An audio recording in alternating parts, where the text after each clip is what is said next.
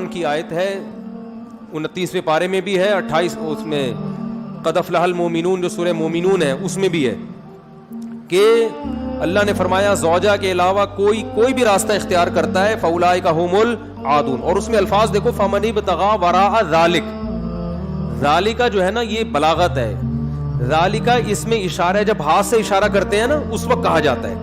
گویا اللہ تعالیٰ آپ کو آپ کی زوجہ کی طرف اشارہ کر کے کہہ رہا ہے کہ یہ جو بیوی ہے نا, بیوی کے یہ والا آپشن, اس کے علاوہ آپ کے پاس کوئی دوسرا آپشن نہیں ہے. کوئی اشارہ کر دیا, اس میں اور بلاغت ہے کہ یہ اسی میں بند ہے, آپ کے پاس اپنی خواہش پوری کرنے کے باقی تمام دروازے بند. وراء ذلک, اللہ نے فرمایا یہ جو راستہ میں بیان کر رہا ہوں, یہ اشارہ کر دیا, الا علی ازواجہم او ما ملکت ایمانہم. تو بہت زیادہ غلو ہے اس آیت میں, مبالغہ ہے یہ بتانے کے لیے کہ تمام راستے اس کے علاوہ بند ہیں.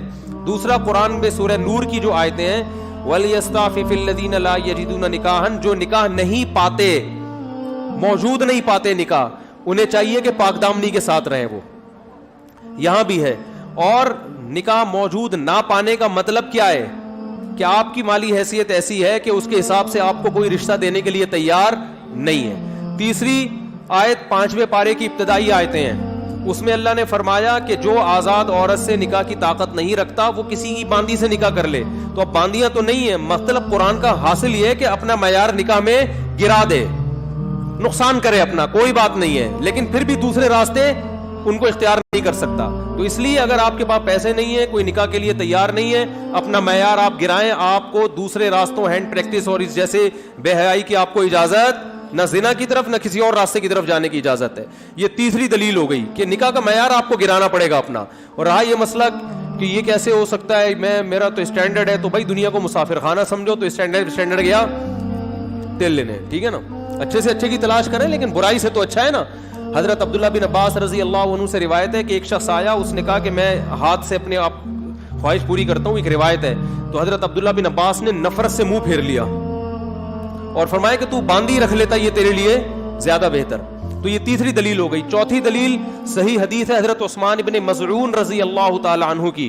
وہ فرماتے ہم سفر میں ہوتے تھے, بیوی سے دوری ہم پہ بہت شاق گزرتی تھی, ظاہر ہے زنا میں پڑنے کا خطرہ تھا. تو ہم نے نبی سے اجازت لی کہ ہم اپنے آپ کو خسی کر دیں, اپنی جو خواہش ہے وہ کیا کر دیں, ختم. کوئی ایسی دوا کھائیں, کچھ بھی کر لیں, آج کل آپریشن بھی ہوتا ہے.